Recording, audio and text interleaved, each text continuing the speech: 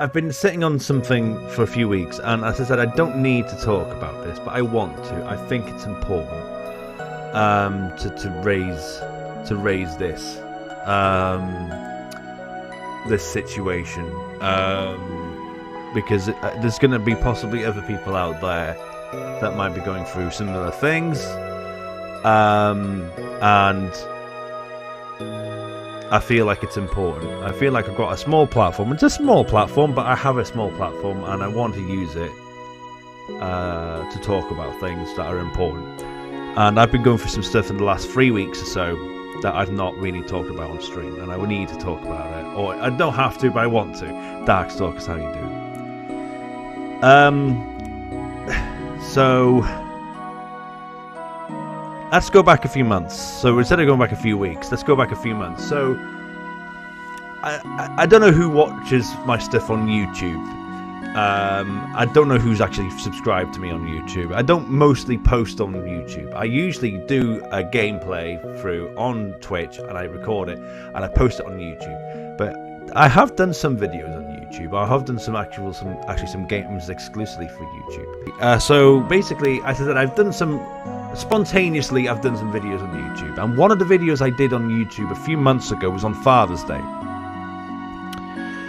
And that did, it got some numbers actually. We did okay on that video. The timing of that video, fuck me. If I would have known the timing of that video, I might not have released it because the timing was insane. For a couple of reasons. I don't know if I'm going to mention it, but I'm just going. This is just from the head and from the heart to the microphone. So, but yeah, basically, I talked about being a father on Father's Day because I've got 3 kids, and how I struggle with Father's Day. Basically, is what I was saying on this video. I've always struggled with the day. I've struggled for it for many reasons. One of the reasons is because my dad was a horrible, abusive piece of trash.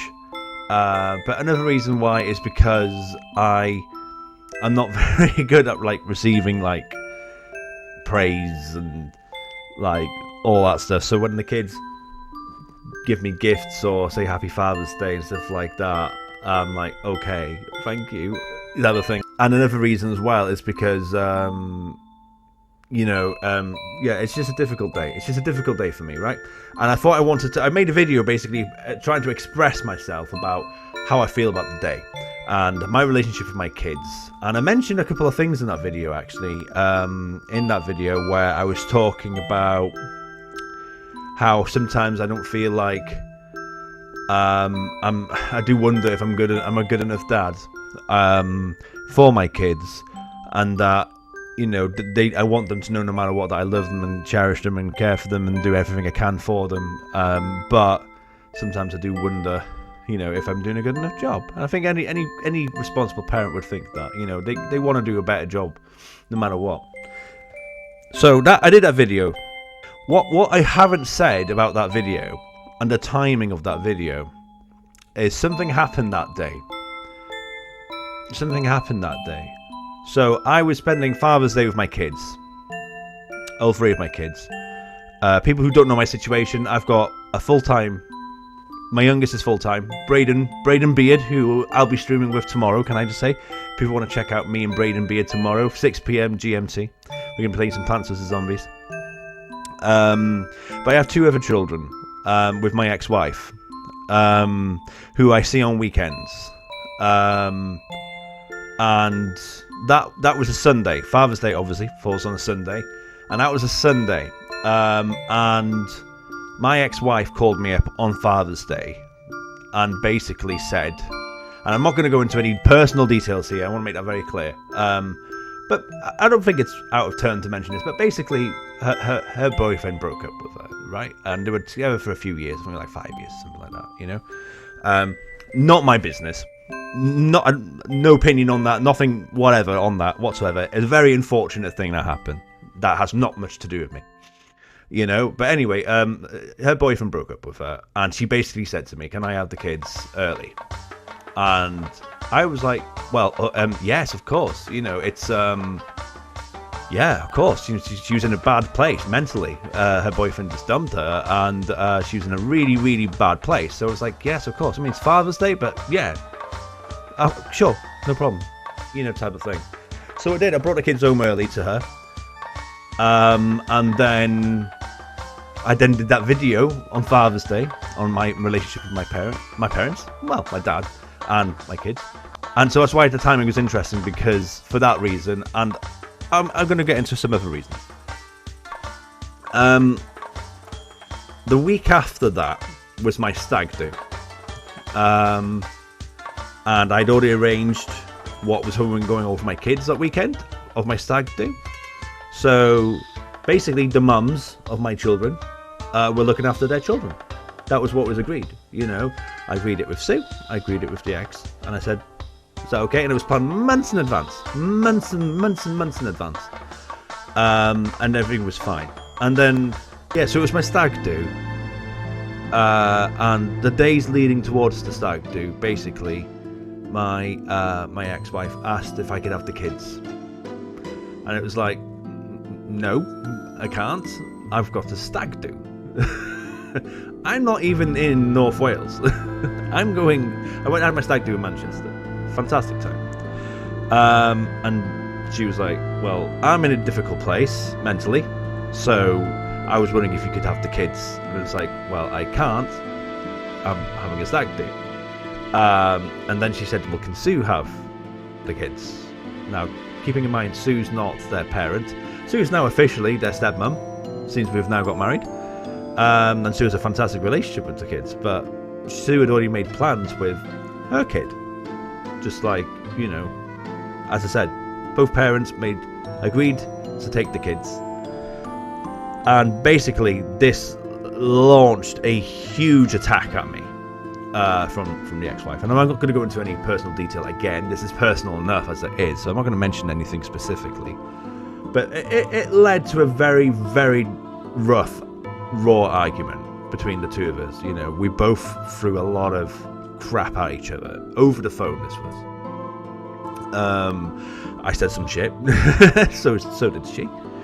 And she basically said to me was that basically she'd had enough, and her family are from the Midlands, and she'd had enough, and that she was going to take the kids to the Midlands basically. And I said, you can't do that, because we have an arrangement, and that's breaking the arrangement.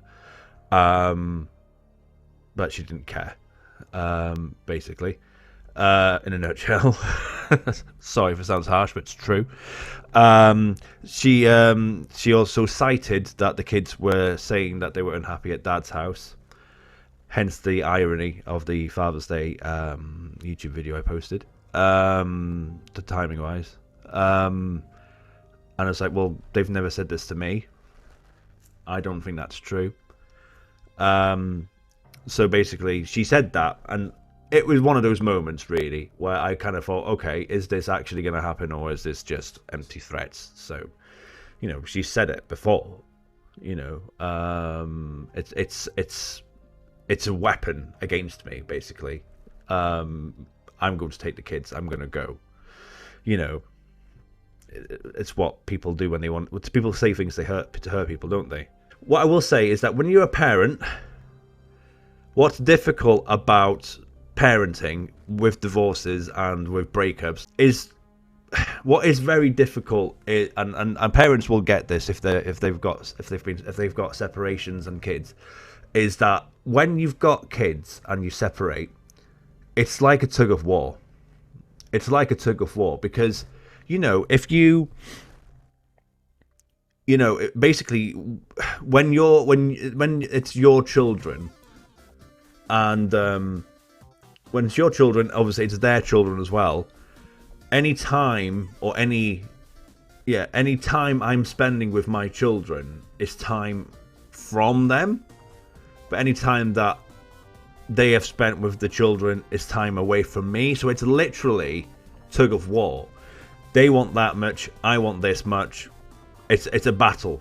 It's a tug of war. So it's not like it's them. And when you've got a situation like that, emotions run high. It's very difficult. So yeah, so that was said. I had my stag do. She had to have the kids because that was what was agreed. She wasn't happy about it. Not my problem, because I had already made the arrangements and she was the one that was trying to break the arrangement. She then said that she was going to take the kids off me and she wasn't going to give them to me on the Fridays as agreed, because I normally have the kids from Friday to Sunday. And I said, well, if you do that, I'm going to take you to court because you're breaking our agreement, and all that stuff. Anyway, long story short, on that respect, I had the kids on that weekend afterwards, as normal. And I spoke to my children and I said, it's been said that you're not happy here. Is that true? And the honest answer was that it's partially true. And that upset me as a dad. You want to do the best for your children. So to hear that your children aren't happy at your house, you're like, what the fuck? I'm doing everything I can, but they don't understand that. So I tried to make my weekends better for them, So basically, so pretty much that was it then. So I had my kids on as normal on weekends. I tried to make better of the situation with my kids, and I did everything I could, and I think they appreciated that for the most part. I think they seem to, respond to Dad trying harder, which is good. And that's how it was, until 3 weeks ago. So 3 weeks ago, my ex basically dropped the kids off on the Friday, and well, she told me on the Thursday, I got to speak to you, but I'll wait until I drop the kids off. And I was like, okay. She says that sometimes, so I didn't think anything of it. But then she dropped the kids off and then sent me a message basically saying that she was moving to the Midlands. So it's about, so people who don't know, UK, who are not UK based, that's about it's a 3 mile drive, 3.5 hours on a train, 3 mile, yeah, about 4 hours basically in a nutshell away.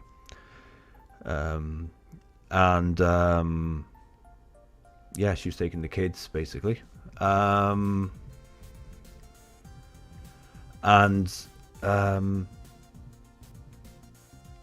won't go into too much detail, but in a nutshell, there was not a lot I could do about it, I mean, I could maybe have done something about it. I could maybe look at taking her to court, as I had threatened in the past. But then I started thinking about what would that do? What would it do? In the end, she was moving to the Midlands regardless. So whether or not the kids were still spending weekends with Dad or not, is null and void in terms of the fact that their mum was moving to the Midlands, and therefore there would have had to have been some kind of transportation, some kind of agreement for me to see my children. Because as I said, we usually had the kids on Friday till Sunday. So what would that be? Would that be a trip to the Midlands on a Friday, or a trip from her to come to North Wales on a Friday, and then me dropping them back on the Sunday? Would we meet halfway? And my eldest gets travel sickness. That wouldn't be fair on them. So I just after 10 years of fighting with my ex-wife, because I said going back, this is going back 3 weeks, but it's been going on for 10 years since we got divorced. But basically, I gave up. I just said okay, basically.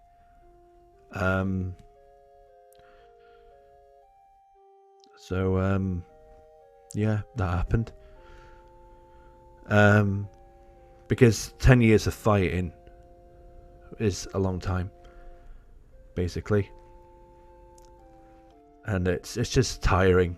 It's just very, very, very tiring. It's not like, whether anyone's opinion on this woman that I married 10 years ago matters, it's by the by. That person has feelings, that person has a perspective, that person has loss and difficulties, and but I mean, what she doesn't see as the primary parent, as the primary carer, whatever you want to call it, is the other side of things, and it's the one thing that I just can't get through to my ex-wife about. I've tried over 10 years to get her to understand the other side. She sees loss. As I said, it's a tug of war. It's the best way I can describe being a parent and losing full-time parenting of your kids. She's still there, mum. I try to be mindful of that. Totally. Yeah. But so when I say it's like a tug of war, it is, so when I'm taking, she's losing, she's hurting, she's got her own shit, and of course it works both ways. But the difference is that, I had to fight for my weekends, and she denies this, which is what, again, it's more baffling. But I said, I'm not going to go into too much personal detail, but I had to fight for my weekends to see my children. In the first place, it was a constant uphill battle. So, no one's innocent. And that's what makes it difficult. So after, always being on the back foot, always being an uphill battle, always fighting upwards, was difficult. And, she was always, even though she was hurting, even though she is going through her own stuff, she doesn't see the privilege she has. And it is privilege. I'm sorry to say it, as is, but it's privilege. I'm not privileged to have my kids on weekends. I'm not privileged to only see my kids for 2 days a week. Any parent wants to see their kids 7 days a week, and of course that's not possible in this situation, and that's what makes it difficult, but as I said, all the fighting, all the arguments, all the uphill battles, all the everything that's been happening, in the end it all came to a moment 3 weeks ago where I gave up. I was like, okay, I didn't just, I thought it through. I thought about the options I had, and the agreement we've got is that basically I'm probably going to be seeing my kids in summer holidays, Christmas, Easter, maybe birthdays, I don't know, stuff like that. But basically, in a nutshell, I'm not seeing my kids anymore. And what made it so frustrating is that she gave me 2 weeks' notice. That was one of the things that really, really dug in deep, because I don't think she knew 2 weeks in advance. I am almost certain she didn't. She's not exactly with her planning it in advance for sure. The fact that she thought so little of my personal situation to think that he only deserves 2 weeks was a kick in the nuts. This was the day before I did my subathon. So when I said to you guys on Twitter, on Facebook and stuff like that, that I'm going through some shit, but I'm just going to fucking do it. I'm just going to do my subathon.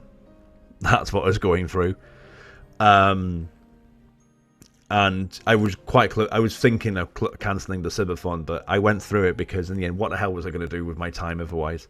I just sit and get upset and cry and,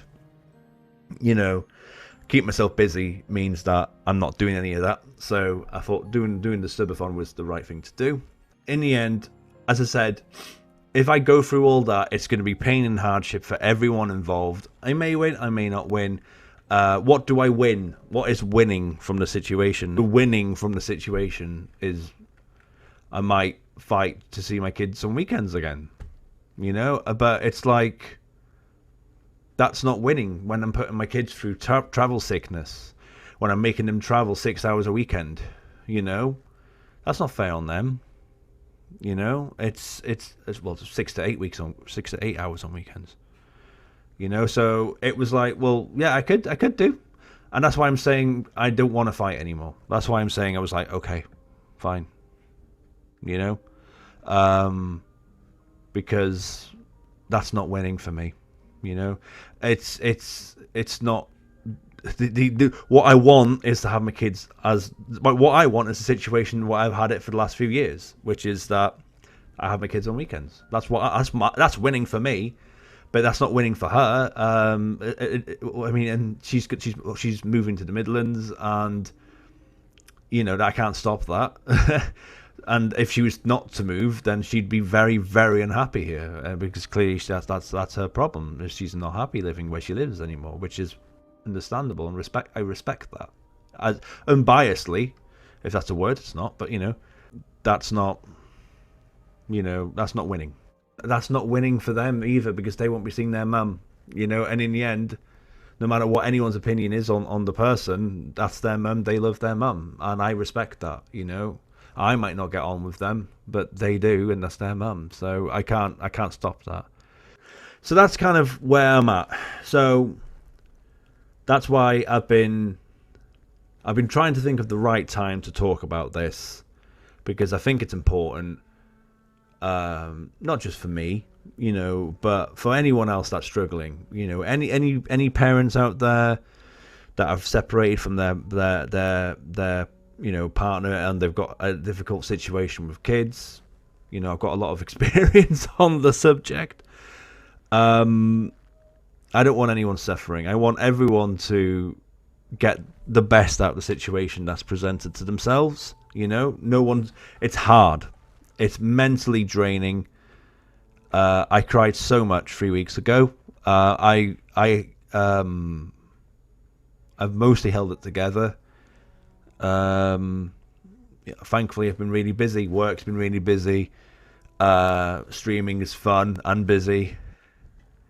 You know, so that's how I get by. That's how I get by, is keeping myself busy. In terms of what I'm going to do, I have got some positive news ish. From the situation, which is that my eldest's bedroom, I'm going to be turning into a stream room, because they're not going to be staying in that room much, if not, well, the earliest they're going to sleep in that room is Christmas. So but yeah, so, and if they do, if they are going to stay in that room, it's going to be 10 days a year, maybe, if that. So it was like that's a room in the house that is going to be basically unoccupied, unused, and it was like I've always wanted to have a stream room. So what's going to happen to our current stream room? Well, this is my living room. My telly's there and my couches are here. So it'll be a living room. So that'll be happening in the coming weeks. I don't think that'll be maybe too long. Maybe a couple of weeks. I was hoping to get it done this weekend, but I don't think that's going to happen. Maybe next weekend. Definitely, I'd hope by the weekend after. You know, I've got my son. I've got my youngest son, full time. Me and Sue are happily married. Our son is happy. He's very upset that he's not seeing his siblings anymore. Yeah, my youngest, like, oh, bless his cotton socks. He thinks it's his fault, which is one of the saddest things of the situation. If I'm being completely honest, is that he's lost a brother. Well, he's lost two siblings, and he was like, "Is it my fault they're moving?"